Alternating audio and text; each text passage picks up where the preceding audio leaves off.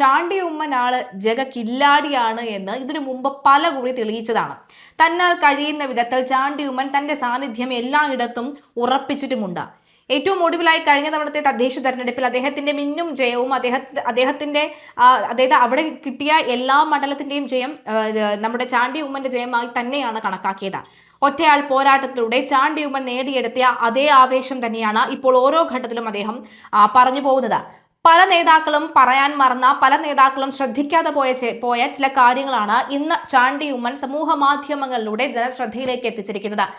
അതായത് ഇതിപ്പോൾ എല്ലാ പച്ചക്കള്ളവും ജനങ്ങളുടെ കാശ് മുടക്കി സർക്കാർ അങ്ങനെ വിളിച്ചു പറഞ്ഞാൽ കണ്ടില്ല, കേട്ടില്ല, മിണ്ടിയില്ല എന്നടിച്ചിരിക്കാൻ തങ്ങൾക്ക് തൽക്കാലം കഴിയില്ല എന്നാണ് ചാണ്ടി ഉമ്മൻ പറയുന്നത്. പറഞ്ഞു വരുന്നത് തന്റെ ഇന്നത്തെ രാവിലത്തെ ഒരു MLA നിലയിൽ തന്റെ പ്രവർത്തനങ്ങൾ ആരംഭിക്കാനായി അദ്ദേഹം കാറിൽ യാത്ര ചെയ്യുന്ന വഴിയിൽ അദ്ദേഹം ദ ഹിന്ദു ദിനപത്രം വായിക്കാനിടയായി. ആ വായിക്കാനിടയായത് ഇംഗ്ലീഷ് ദിനപത്രമാണല്ലോ ദ ഹിന്ദു എന്ന് എല്ലാവർക്കും അറിയാം. ആ ഹിന്ദു പത്രത്തിന്റെ ഫ്രണ്ട് പേജിൽ മലയാള വാർത്ത വരികയാണ്. മലയാളം മാത്രമല്ല, ഫ്രണ്ട് പേജിൽ മാത്രമല്ല, അകത്തേക്ക് നോക്കുമ്പോൾ ആ പേജിലും ഈ മലയാള വാർത്ത വരികയാണ്. സംഗതി മറ്റൊന്നുമല്ല, അദ്ദേഹം സൂക്ഷ്മമായി നിരീക്ഷിച്ചപ്പോഴാണ് മനസ്സിലായത് നമ്മുടെ PR കളികളാണ്. അതായത് മറ്റാരുടെയുമല്ല, മുഖ്യമന്ത്രി പിണറായി വിജയന്റെ PR കളികൾ. കഴിഞ്ഞ 10 വർഷത്തെ ആ ഒരു താരതമ്യ പഠനമാണ് അദ്ദേഹം അത് വായിക്കുന്നത്. അതായത് 10 വർഷം കൊണ്ട് മുഖ്യമന്ത്രി പിണറായി വിജയന്റെ നേതൃത്വത്തിലുള്ള ഈ മന്ത്രിസഭ കൊണ്ടുവന്ന മാറ്റങ്ങൾ, കൊണ്ടുവന്ന വികസന പ്രവർത്തനങ്ങൾ, 10 വർഷം മുൻപ് കേരളത്തിൽ ഇവ എങ്ങനെയൊക്കെയായിരുന്നു, അതിനുശേഷം എന്താണ് 10 വർഷത്തിന് ശേഷം നടത്തിയത് എന്നുള്ള താരതമ്യ പഠനമാണ് പണം കൊടുത്ത ദ ഹിന്ദുവിന്റെ മുൻ പേജിലും അതിന്റെ 1ാം പേജിലും ഒക്കെയായി കൊണ്ടുവന്നിരിക്കുന്നത് എന്ന് വ്യക്തമാവുകയാണ്. എന്നിട്ട് അദ്ദേഹം ചോദിക്കുന്ന ഒരു പ്രധാനപ്പെട്ട ചോദ്യമുണ്ട്. നിങ്ങൾ കൊട്ടിഘോഷിക്കുന്ന ഈ കൊച്ചി മെട്രോ ഉദ്ഘാടനം ചെയ്യാനായി എത്തിയ, അല്ലെങ്കിൽ ഇതിനു മുൻപ് പല പ്രധാനപ്പെട്ട കാര്യങ്ങളും ഉദ്ഘാടനം ചെയ്യാനായി എത്തിയ മൻമോഹൻ സിംഗിനെ കരിങ്കൊടി കാണിച്ച ഇതേ ടീം തന്നെയല്ല ഇപ്പോൾ അത് വലിയ കിരീടത്തിലെ പൊൻതൂവലായി നിങ്ങൾ കാണിക്കുന്നത്. മാത്രമല്ല, വിഴിഞ്ഞം തുറമുഖവുമായി ബന്ധപ്പെട്ട് ഇതിനു മുൻപ് ആദ്യഘട്ടത്തിൽ മുഖ്യമന്ത്രി ആയിരുന്ന ഉമ്മൻചാണ്ടി കൊണ്ടുവന്ന നിലപാട് എന്തായിരുന്നു, അന്ന് CPM-ന്റെ നിലപാട് എന്തായിരുന്നു, അതിനെക്കുറിച്ച് ഒന്നും ഈ PR ടീം പറഞ്ഞിട്ടില്ല. PR ടീം മറന്നുപോയി, അല്ലെങ്കിൽ PR ടീം മനഃപൂർവ്വം അങ്ങ് വിഴുങ്ങുകയായിരുന്നു എന്നാണ്. അങ്ങനെ മനഃപൂർവ്വം PR ടീം വിഴുങ്ങിക്കഴിഞ്ഞാൽ ഞങ്ങളെപ്പോലെയുള്ള ചിലർ, ശബ്ദിക്കുന്ന ചിലർ അത് കൃത്യമായി എടുത്തു കാണിക്കും, അത് കൃത്യമായി ചോദ്യം ചെയ്യും, ഇത് അവജ്ഞതയോടെ തള്ളിക്കളയും, ഇത് ജനങ്ങൾ വിശ്വസിക്കില്ല എന്ന് ചാണ്ടി ഉമ്മൻ അടിയുറച്ചു പറയുകയാണ്. അദ്ദേഹത്തിന്റെ വാക്കുകൾ നമുക്കൊന്ന് കേൾക്കാം. അദ്ദേഹം പറയുന്ന പോലെ തന്നെ ഇത് മിണ്ടാതെ ഉരിയാടാതെ പോകാൻ ഞങ്ങൾ തയ്യാറല്ല എന്ന് തന്നെയാണ് ചാണ്ടി ഉമ്മൻ പറയുന്നത്. അദ്ദേഹത്തിന്റെ പ്രതികരണം നമുക്കൊന്ന് കേൾക്കാം. ഫേസ്ബുക്ക് ലൈവിലൂടെയാണ് അദ്ദേഹം ഇന്ന് രാവിലെ പ്രതികരിച്ചത്. എന്നാലും അദ്ദേഹത്തിന്റെ പ്രതികരണം ഒന്ന് കേൾക്കാം.